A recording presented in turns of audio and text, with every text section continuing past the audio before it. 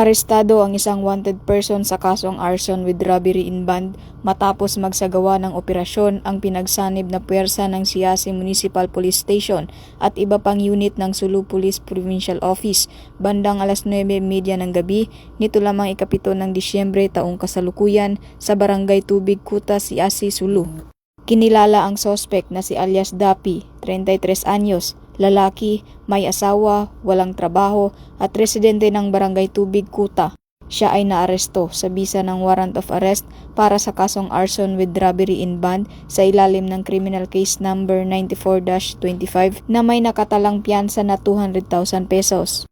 Ang warrant ay inihain ni Honorable Alsad Hailil Alfa Jr., presiding judge ng RTC Branch 25 Siasi, Sulu noong October 17, 2024.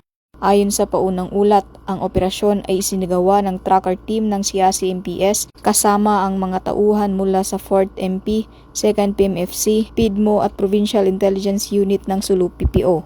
Hindi nanlaban ang sospek at matagumpay itong naaresto ng walang insidente ng karahasan. Matapos ang dokumentasyon, dinala ang akusado sa Siasi MPS para sa wastong disposisyon at kaukulang proseso. Mula dito sa tanggapan ng kapulisan sa Rehiyon Siyam, ako ang inyong PNN correspondent, Patrolwoman AG Cortez, alagad ng batas, taga-taguyod ng Balitang Pulis.